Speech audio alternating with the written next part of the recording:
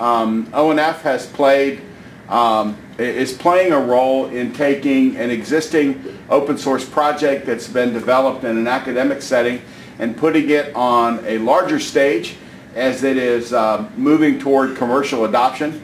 And the whole track of open source SDN is fascinating. There are large projects like ONOS and Open Daylight that you've been able to hear about this past week, but also there are smaller ones that are in the middle of migrating their way up through visibility and commercial success. And a number of months ago, the folks at iSDX approached ONF and said, we think we've got something that is really cool. We think it is already showing some commercial interest. We'd like to see if ONF can help with its open source SDN initiative, give this a bit more visibility, particularly in those corporate places where it could be adopted. And so Arpit Gupta from Princeton University is, see, Harvard people always have a problem pronouncing that. And Harvard people always work the fact that they went there into their presentations. So they're so humble that way, right, Arpit? Yeah. Anyway, but Arpit and a number of folks, Jen Rexford, Nick Feemster, a number of others, have worked together in building iSDX, and we're like Castor, we're absolutely thrilled that they're going to be sharing some of our environment, and we want to support them. And so, like I said, this video, like Castor, will be up on the web. So without further ado, the iSDX team and Arpit, go ahead. Hey, thanks, Rick. So I'll be giving a demo of like how SDX works, and SDX is basically industrial scale software-defined exchange point. And before I go there, I think I want to mention like we have this website where you can find all the resources about the project, and also give a shout out to Rick Porter. So he's been helping us transform the code, like this academic garbage code which we as students write, and transform that to something which is like more production ready. So as Rick Bauer mentioned, that this is something which came out from academia. So if you want to read where it started and what were the academic or intellectual nuggets which motivated us to pursue this problem, you can read the 2 papers which we wrote in past 2 or 3 years. So now, like the goal here is to give a demo, but like before I give a demo, I just want to set the platform of like what iSDX is and what should be the expectation from the demo here. And before we talk about software-defined exchange point, I just want to give a brief overview of like what an exchange point is, and with respect to a traditional model of exchange point, where do like software-defined exchange point stands. So a typical, I think the previous presentation of Vijay did help here, but I just want to give an overview of like what we believe iSDX or SDX is, right? So in a typical exchange point, there are these multiple participants who bring in their BGP routers and establish a BGP session with each other. Over a period of time, as the number of participants grew, it became hard to scale. So they came with the concept of like route servers, in which rather than having a BGP peering session with each and every other participant at the exchange point, they decided that they should peer with one route server which will take in BGP routes and like distribute to the other participants. So with respect to this traditional model of exchange point, what we proposed, I think 3 years ago, was that let's replace the layer 2 switch which exists in these traditional exchange points with an SDN switch, and let's kind of subsume the behavior of route server. So initially route server was taking in BGP routes from different participants and like giving out or advertising to the other participants. What we said is like maybe we should subsume it in a way that it should also take in SDN policies from these participants and then combine all those policies together and push them down the data plane. So this is where like SDX kind of thing started 3 years ago. It's been a long journey. We've been making this pitch, and I think like it's a humbling experience to see that there are many projects kind of coming up, and people are kind of appreciating the value of the ideas which we came up like really long back. So SDX opens up really new possibilities with respect to this traditional model, because now you can have these flexible peering business relationship with the other participants, right? So rather than making your peering sessions based on just the destination IP prefixes, now you can make peering decisions based on time of day, volume of traffic, and nature of application. And It also gives you a more direct and flexible traffic control. Like some of you might have operated networks and you know how hard it is to work with BGP and try to control like what traffic comes in, what traffic goes out. With respect to that, like SDX gives you more direct and flexible control. Like you can define a very fine-grained policy and say like, okay, my port 80 traffic has to be managed this way, and my some other application traffic has to be managed this way, and like bring in the temporal aspects of the policies too. And it also enables like better security. It makes it easier to enable better security. Now you can have more choice or more arm twisting in terms of like what are the secure routes you want to choose, and also it kind of gives you control over like IXPs of the strategic point where you can be more impactful in terms of the mitigation attack or mitigation impacts or mitigation actions that you can take. So you can say, for example, automatically once you detect that there's a DDoS attack going on, you can like automatically black hole attack traffic, and like you can be very specific about like, okay, this is the IP address, this is the kind of application which is under attack, and you can be very specific that this is the traffic I want to block. So all these things are fancy, and this is like once we have a working platform, this world of new opportunities does open up, this Pandora box opens up. But like to reach to a stage where we can say that okay, this is like we have a platform which can support all these fancy applications. It has not been that much of an easy journey. When we started, we thought it's going to be a very easy problem to solve. But when we realized that to make sure that all these flexible policies that we push in at the exchange point do not break the internet, that we have to make sure like it is kind of in compliance with the existing routing policies which everybody else in the world is following. So it results in like additional match action rules that have to be put on top of the SDN policy which participants are going to express. And it brings to a challenge that like the data plane scalability challenge do exist.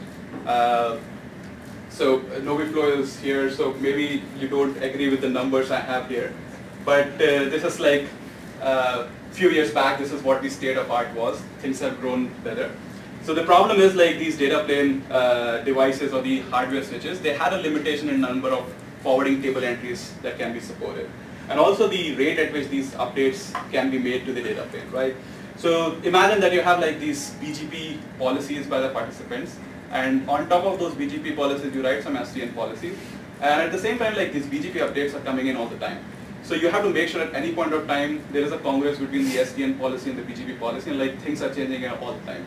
So the update rate and the flow mod rate is also very critical. But there was a problem that like the devices that exist, they had these kind of limitations, right? So what we like the light for us at the end of the tunnel was like it's not the only hardware device which we have in this setup, right? So we can think of offloading some of the tasks to the participant's border router. But note that like the challenge is that we don't like we want to make sure that we don't require any changes in that participant's router, like they operate as normal, but still leverage their capabilities to make sure like we can scale this setup, right? So this became a very classic systems problem that you have two disparate kind of devices which have like disparate set of capabilities. Like you can match on fine-grained rules in the SDN switches, but the functionalities of the routers which are there for the participants is very limited. They can only match on IP prefixes, but at the same time they can support more entries, and the data plane can support lesser entries, right? So we kind of came up with a solution. I'll encourage you to read the paper to get like what was the intellectual nugget of like how we solved this problem.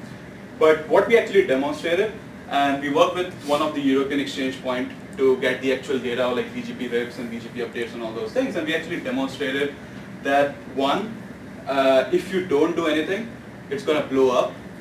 68 million forwarding table entries we can't support yet, right? So give us a year. Yeah. So things can change, but the point is that do you really need those number of forwarding table entries, or is there a way in which we can reduce the number of forwarding table entries, solving the problem in a more intellectual way in the software stack itself? So what we demonstrated is like if there are 500 participants at the exchange point, if we do nothing, it can explode, the number of forwarding table entries can explode up to like 60 million or something. And we came up with an SDX solution a few years back. We tested that too. It does fail. So I'm here to admit that. And it was less than the non-optimal case, but like it was still like 21 million or something. Then we came up with the new iSDX solution, and we came up with some fancy encoding schemes in which we were able to compress the forwarding table entries. and it was kind of like as close as possible to the minimum number of forwarding table entries. So the optimum which I'm showing here is basically the number of SDN policies, like the match action rules which the participants express. So now the iSDX, the number of forwarding table entries was as close as to the number of forwarding policies which were expressed. So there was a, like this kind of gave us a big boost. So like one, we have a solution that can work, and we can also demonstrate that it can work at like world's biggest exchange point. If it can work there, then it can work at all the other exchange points. So there's those scalability challenges. So before, I don't know if it's very clear, some font thing change happened, but before I dive and kind of like keep you, you know, suspicious about like what is the black magic which happens, which brings the number of forwarding table. I can't go into the details, but I'll give you an intuition like what happens, right? So consider the scenario in which like we have a bunch of participants, and A is the one who's sending the traffic, B, C, D are the ones who are like receiving the traffic, right? And B, C, and D, they advertise 140/8 some prefix to A. And now A can, you know, decide that like what its outbound policy, it can like it has a BGP policy which says like all my default traffic goes to B, and it can express an SDN policy saying that on top of that I want to have a specific rule which says like port 80 traffic, like HTTP traffic should go via C. So this is the SDN flexibility which is possible here, right? What can happen here, like iSDX controller will like receive these BGP updates from the participants. It will figure out like, okay, it has to advertise one virtual next hop for this prefix to the participant, which is A. And so like over the BGP peering session, it will know that, okay, for prefix 140/8, the next hop, which is not a physical next hop. So in general, BGP uses a physical next hop, which is the IP address of the participant who actually advertised it, or who actually was selected as the best path. But what we do here is we advertise a virtual next hop. And then we use the ARC protocol, which is like gARC, is basically a gratuitous ARC. And we do a mapping of this virtual next hop to a MAC address, right? And this is where the magic happens, that in the MAC address, we developed an encoding scheme in which we can like encode the information that this prefix or this traffic is reachable via B, C, D kind of thing. And also we encode the information about like what is the default next hop here. So this MAC address now has the information that this traffic for prefix 140/8 is reachable via B, C, and D. So now if I send the traffic to, like say for example, if I don't have this information, if I have a policy that forward traffic or port 80 traffic to E, right? But E never advertise 140/8. So if I don't have the sanity check, if I apply SDN policies blindly, A's traffic might get forwarded to E, but E never advertise 140/8. So we will be breaking this BGP's model of permission model of like, okay, we will be kind of like creating a black hole or kind of creating a forwarding loops. To make sure like that sanity is ensured, we need to make sure that we check on some reachability aspects or reachability metrics before we forward to any participant. So if my policy is I want to forward to C, then I should see that whether the traffic coming in is actually reachable via C or not, right? So this MAC address, this mechanism which we kind of hack for BGP plus R kind of thing, and then make sure that the next hop, like whenever the traffic is going out, the destination MAC has this encoding about the information that what are the destinations to which it is reachable. So when the traffic comes in, like it has this MAC address, then the IP address like 140/1 and destination port 880. In the first case, it will go to the SDX or IXP fabric, and then like it will check the bit pattern to make sure that this is reachable via C, and then it will apply the policy and forward this traffic to C, right?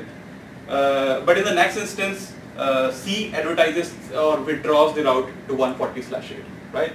So in this case, if I don't have any sanity mechanisms in place, what will happen is like I'll directly apply A's policy and traffic will get forwarded to C, but C is like now withdrawn the path, right? So, but what we actually do is that we use this virtual next hop IP and we use the gratuitous ARC to make sure that now there is a new mapping for 140/8, and in this new mapping it says like it is not reachable via C.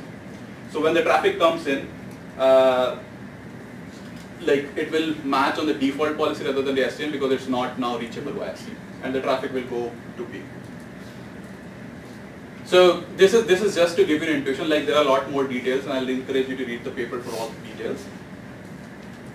So the good thing is that you can run all the things I'm talking about with iSDX today. We have a Vagrant and Docker-based setup which you can try out. We have all the instructions if you're a network operator, if you're interested in trying out and like setting up your own test bed, or if you're trying try to run it in the wild. So we have instructions of like how we run it with the hardware, and like there are a bunch of other, like this is currently we just use Quanta LY2, which is OFGPA based like white box switch, but we are working with other folks to kind of test it on different hardware too.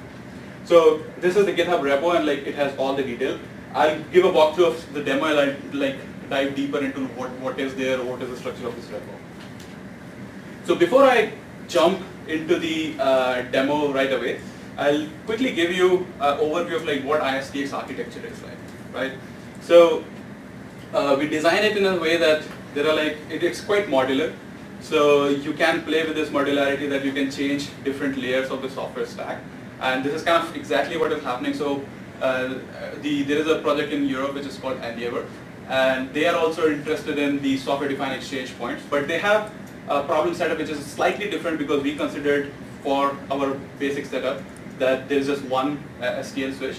In their setup, they have like bunch of multiple switches across the metro area. So what they had to do is like just change one layer of the software stack of SDX stack and replace the fabric manager, which can like take care of like multiple hardware switches. So this is the advantage of modularity, the way this code has been designed.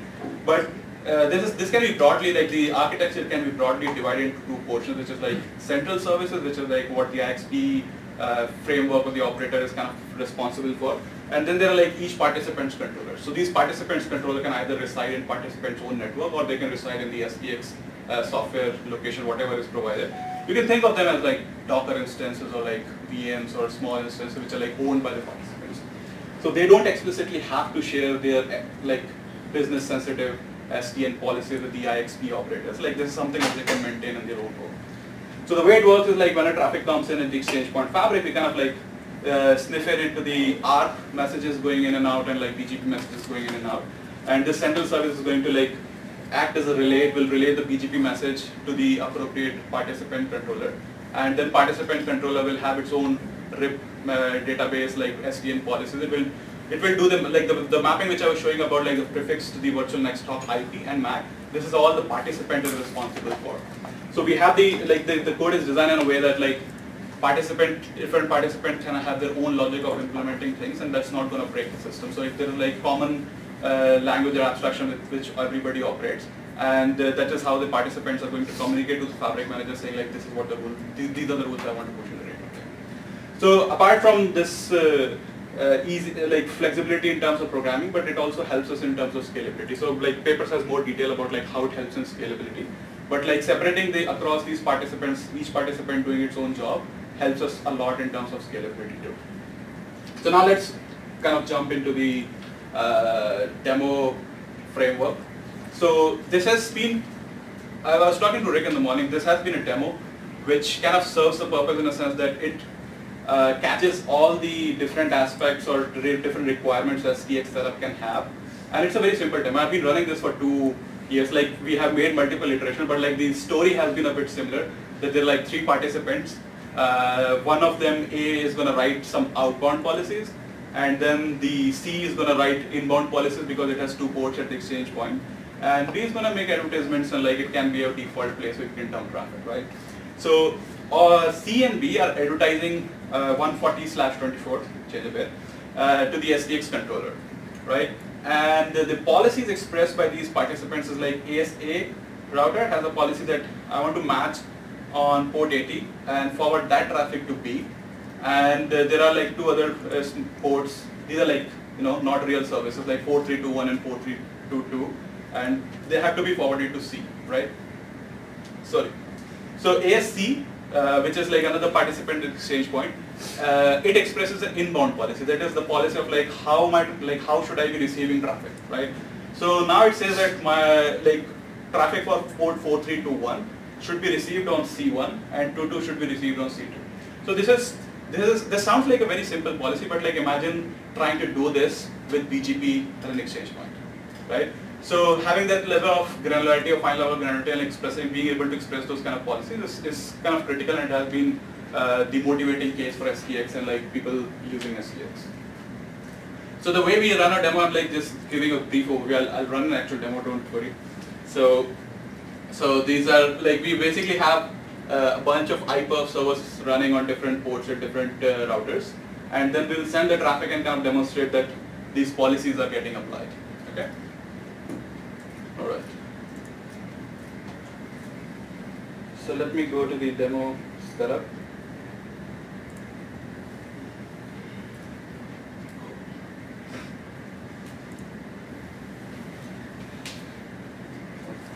So this is basically like, this is the iSDX repo which I just cloned, and this is a Vagrant based setup. So I already did Vagrant up, so I just need to do Vagrant SSH.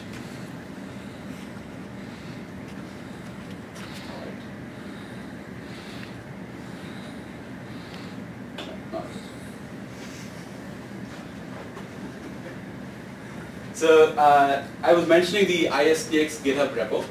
So we did a decent job of like documenting what we're doing so that others can replicate and follow what we're trying to do.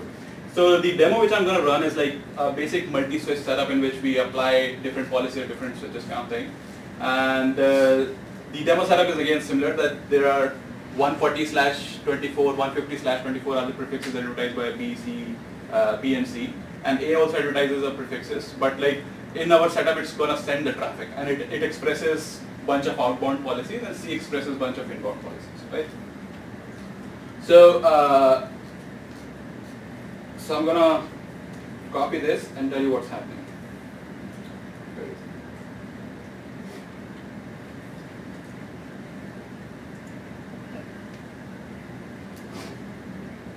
So what we have done here is that we have kind of like did some cleaning, and then we start a log server here, which is going to log all the events. So this is not so important, but I think like then there is this second script which will now run the virtual switches or virtual setup which we require.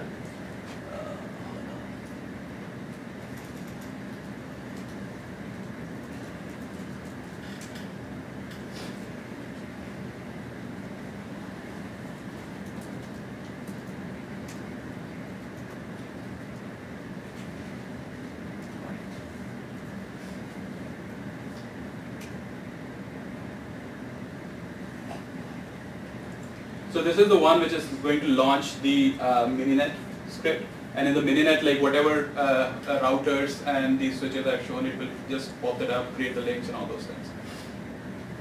And then we have the final one, which is like run everything else. Before we move to that, maybe I should show you. So the routing table of A, is it visible? Okay, so routing table of A has it has knowledge about 3 IP address or prefixes here, right? So 100 and 110 are the one which belong to A, or it is the one it is advertising, and 172 is like some mininet. So basically it does not know anything about the prefixes which B and C advertise so far, right?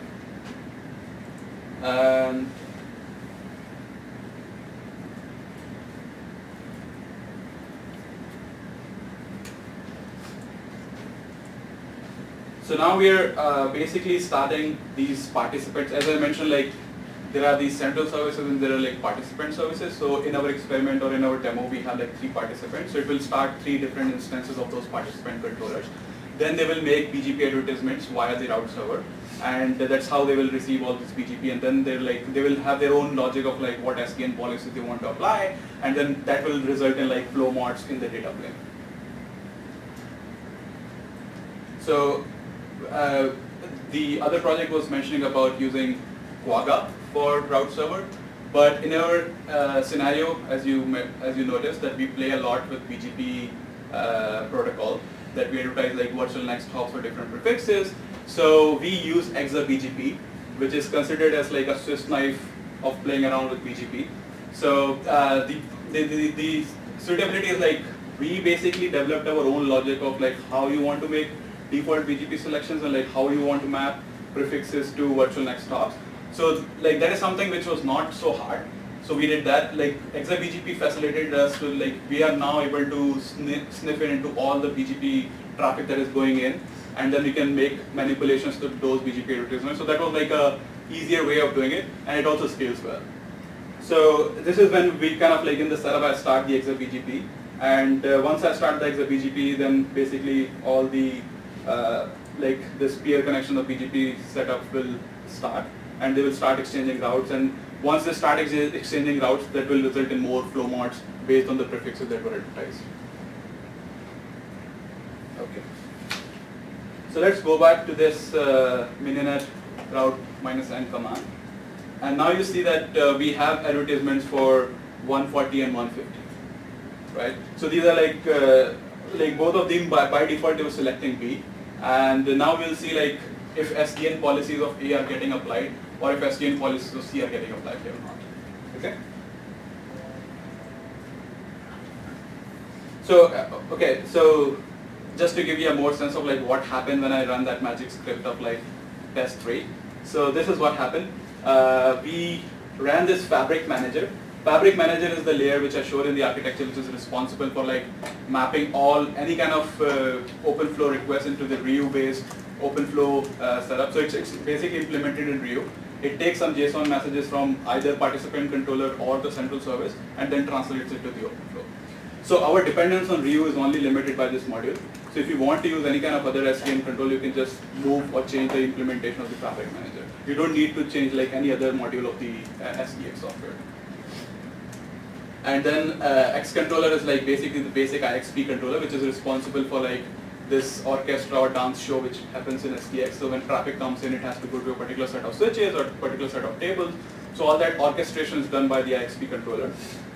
Then there is this ARP relay, which I showed, which is basically kind of taking in all the ARP messages and sending it to the appropriate participants, and then appropriate participants are going to send the mapping between the IP and the MAC address, right? And then there is a BGP relay. So BGP relay is also kind of based on ExaBGP. It will sniff in all the BGP updates that are going in and going through the fabric, and then send to the appropriate participants, and that's how that magic works. And finally, it will run the instances of the participant controllers too. Okay. So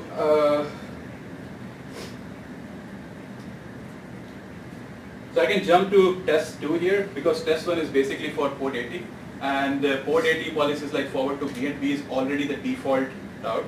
So if we run that, it does not show us anything interesting. But interesting thing happens when we kind of run the service for port 4321. So I'll start the server for 4321 on C1, and so now if there was no SDN policy, and if I was sending this traffic for this port, it should be received via B. But if A's SDN policies are applied, then it will actually go to C, right? And more specifically, if C's inbound policy are applied, then this will go to C1. So as you notice that I had started this server's iPerf server on C1, and I'm going to try to send the traffic, and let's see if the policies are getting applied as desired or not.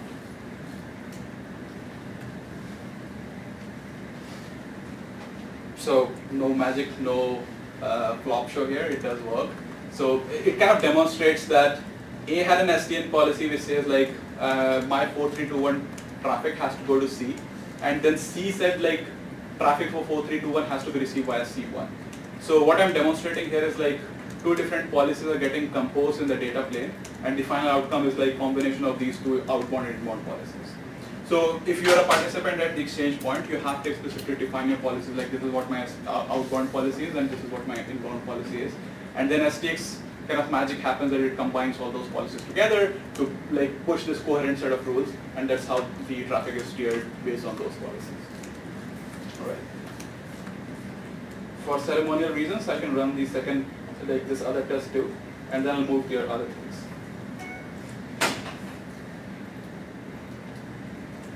So now I'm just demonstrating that if I run if I send the traffic from A to 4322, and if C's inbound policies are actually getting applied, this should be forwarded to C2 and not on C1, right? I started the server on C2, and let's see if it's getting received or not. So this works too. I mean, this might look like this is too refined or too polished, But believe me, when we were working on this, these things didn't work. So now we are in a stage like these kind of like complex policies which we apply, because there are so many modules that have to interact with each other. So the way we kind of eventually modularize the code, it helped us to figure out like, this is how policies have to be applied and this is how the desired behavior can be achieved. All right. So let's move to the other portion of the demo, which is more to demonstrate that like we've been working with the folks at Applied Communication Science, ACS, and they've been helping us to take this academic garbage code which we wrote to the production ready level. So the first thing which I want to demonstrate is like some bunch of instructions. So I don't have the access to the testbed right now, so I can't run the live demo. But what I'm trying to say is, what I'm trying to demonstrate here is that if you want to set up your own testbed to use iSDX, we have instructions on this GitHub repo to guide you through like how this transformation can be done. So for our setup, we basically use a bunch of Quanta switches, which were like cheaply available to us. So the setup is such like we have these bunch of switches where like main switch is the one which kind of like does this jumping or shifting of like where the traffic has to be orchestrated, and then outbound switches are the one where we kind of dump the outbound policies of the participants, inbound switches where we dump the inbound policies of the participants. And any switch vendor who's interested in like what breaks or makes SDX work, like whether the SDX can work on their hardware or not. So we have list of like functionalities which we require, which if supported should make the SDX work with the physical hardware. So we have these bunch of tests, like iterative tests of like how you can go through and make sure that like each and every step you see what the desired behavior is. And we also provide some dump of like open flow rules, so if somebody is interested in figuring out like whether it can work in their setup or not. So we like without setting up this complex test where you can test on your hardware switches whether it will work or not. So we did this testing with the DPA switches and we demonstrated that this can actually work at the line rate on physical hardware switches. Because some of the ideas which we came up initially at that time, it requires, when I said we did some encoding in the destination MAC. So it requires arbitrary bit mask matching on destinations and source MAC, which was at that time not natively supported by a lot of hardware vendors. So now I think there is a big list of vendors which I can say like, okay, they support this thing. But at that time this was a hard find. So that is why it was kind of also important for us to demonstrate that this can actually work with a hardware switcher line rate. Alright. So this is one aspect of where the ACS is helping us like make this code more production ready. The other aspect is about the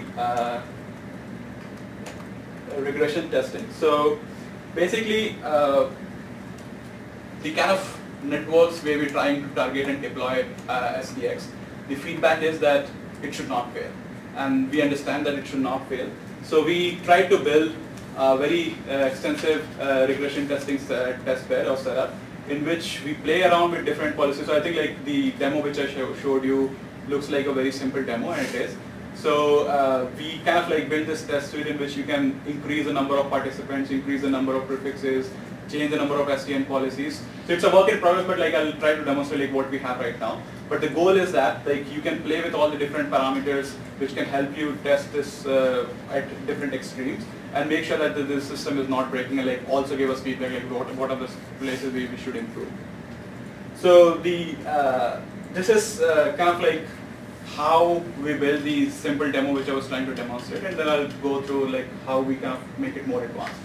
The way we do it is like we have a traffic orchestrator or manager kind of thing which says like what traffic has to be sent. So we built our own custom traffic manager here, and then there is like the nodes of like what kind of activities a particular router has to do. So I won't bore you with the details. You can read all the details if you're interested in like this test suite. What I'll do is like I'll try to run some bunch of test cases and explain what those test cases are. So we built our own kind of like a small scripting language kind of thing in which you can specify or define the spec of your testing, and then you can like launch the SDX with that specification and see whether it's working or not. So if you are an operator and if you worry about like things not failing, you want to have this kind of specification framework which kind of matches your requirements, and you can see whether SDX satisfies those requirements or not. So this is a very simple example of the basic demo which I was running. So it kind of like lets you decide that what are the participants you want to do, what are the prefixes those participants are going to advertise, and then sequence of events as in like when they advertise the prefixes, when they withdraw the routes kind of thing, and then you can decide like when the traffic is being sent, when the traffic is not being sent. So I'll follow the instructions here. Maybe I should close this.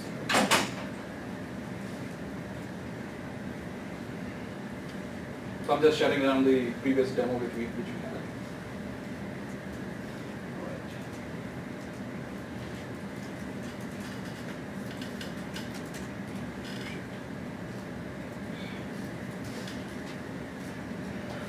Alright. So basically, we have for now we documented 6 different test cases which like test the extreme of SDX in different aspects. And like these are all tunable, so you can like take it to a different extreme and see whether SDX kind of like scales or not. So what I'll do first is like build all these specs for different test cases which I'm going to work through, and then try to quickly walk through those test cases. So this script is basically generating like if I define the spec in my spec language, then it will generate the relevant SDX configuration that is required to launch the setup, right? So I guess now all these scripts are, or all the setup is launched. So maybe we can start.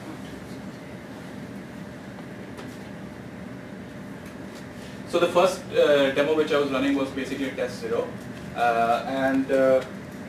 so what it does is like it's kind of like this regression testing setup in which like you basically launch the test. You can define how many iterations you want to run and all those things.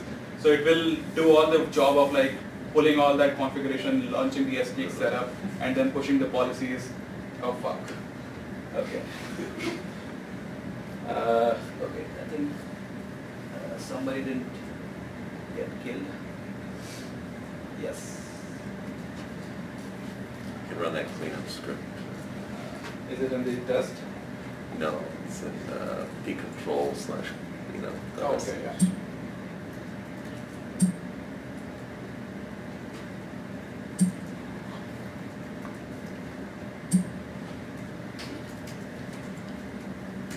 Give me a sec. These things, I guess like if you work with Mininet, these things happen all the time. So I'm going to blame the Mininet dev team, not my team. Of course. That clean.sh. Maybe sudo. Yeah.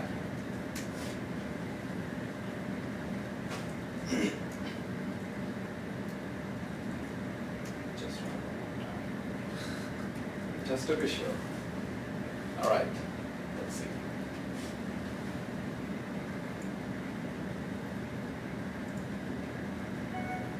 So now it's like whatever I showed in like small steps, this is what it is kind of automating. It will start the Mininet topology, it will start the participant controller, it will start the XRPGP which takes some time, and then the routes exchange will happen.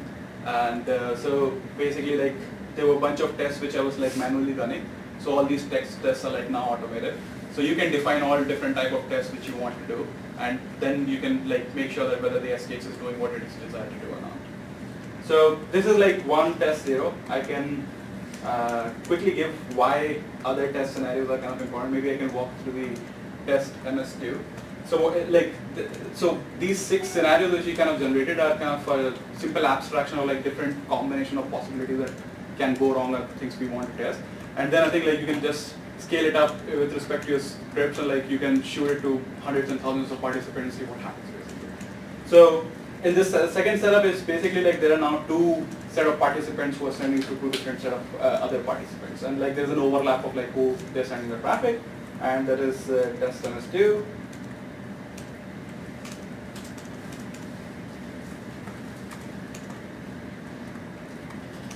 So what we do is like basically we kind of like, our eventual goal is that we'll have a cron job of these regression tests every day or every week to make sure like, because like all the softwares which we are using are like kind of cutting edge in sense, like they're always changing.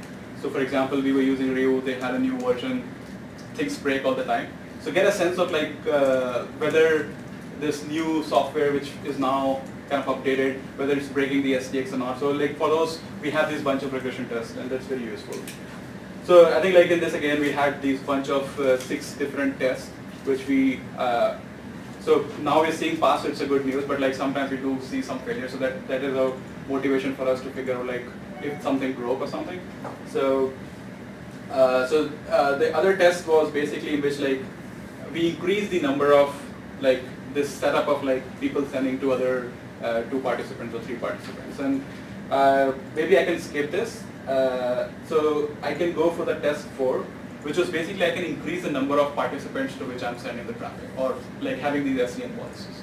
And this is very important because we kind of, because when you have too many participants to forward, then you have to have those many match rules also, and that can result in some scalability challenges.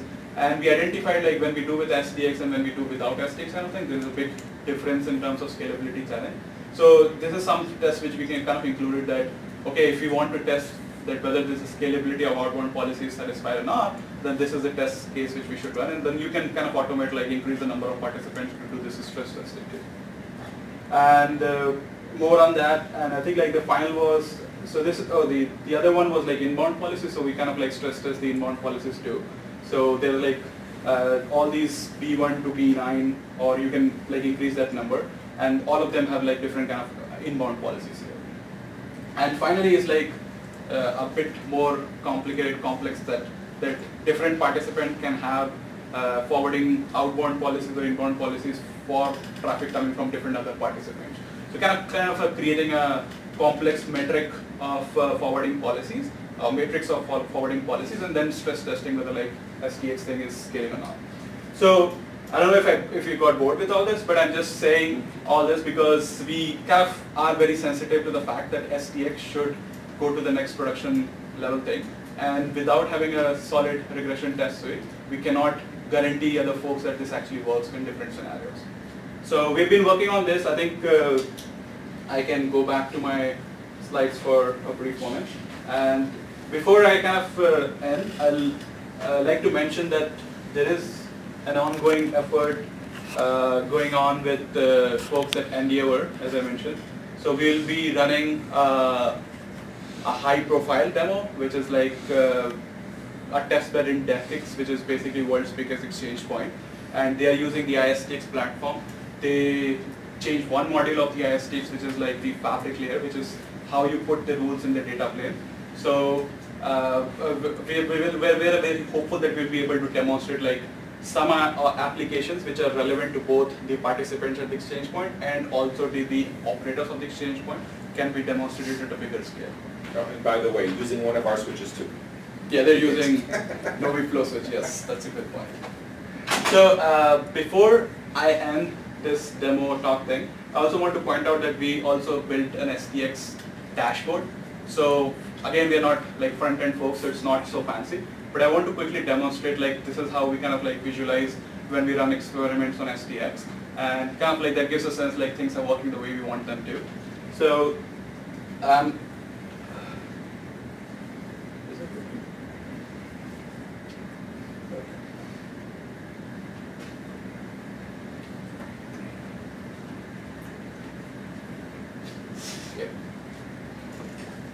So basically, we like, so this is a Redis based server. We use Apache server and like use Docker setup to like create this kind of visualization. The dashboard is such that we have these the same demo which I was kind of demonstrating in a more crude manner. This is a better looking version of that. So you have these bunch of routers who express the policies, SDN policies, and then there are like BGP proxy or rproxy module which like sniff in the BGP traffic and then send that to participant controller. So I don't show the server thing here, but I'm mostly focusing on the data plane traffic, which is going through. So for now, I think like there's some BGP traffic exchange which was going between these participants, and like BGP proxy is kind of sniffing in like what's going on.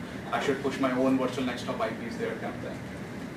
So I think like yeah, now I will be sending like traffic from A to B for port 80, and like that's kind of reflected on the interface which is connected to router P. And this is how, like, whatever sequence of things I told you, that like first we send to port 80, then we should send the traffic to 4321, then 4322. So it will kind of like capture all those things. In between, it will also show you something about like what happens with the BGP traffic, what happens with the ARP traffic. So some of these arrows might not be super accurate because they're kind of like polling the statistics from the hardware switch, the LTS testbed which we have, which so Rick has to be credited for this setup. So he like managed to make this thing work on the LTS testbed which we have. So this is like, we are polling these statistics every 2 seconds, I believe, right? So they're like not 100% accurate. It's not a real-time visualization, but it's an aggregate of 2 seconds. So whatever we can see at 2 seconds is like what this visualization is showing. But it is kind of useful if things are not working. We'll figure out like which portion is kind of not working, what traffic is not going through, kind of thing, and that helps us in debug into it. All right, so with that, I'll conclude my talk and I'll take the questions here. I have a question. Sure. Have you tried interoperating with traditional BGP peers at all, like Cisco boxes or Juniper boxes? Yeah, so so there is no reason why it shouldn't, like, if the question is like, did we try? I don't think we did, but we use the Quagga, like the participants which I'm showing here were like basically Quagga routers, and the interface is kind of similar. So I don't see a reason why it shouldn't work, but like physically we didn't. Especially it's more adopted, we'll have those demarcation points between the traditional and the SDX. So I think like the important aspects of the SDX design or iSDX design was that we required minimal or like no changes from the participating routers. So if you can bring in any router you want, like we don't require any configuration change, like even a single configuration change on those participants router to make this thing work. So like we can set it up, but like those routers and devices are kind of expensive, so we didn't see a value doing that, and that's the whole point. Like we want to make things cheaper, right? Yeah, right. So. All right. Other questions? And thank you for a great demo. Appreciate it.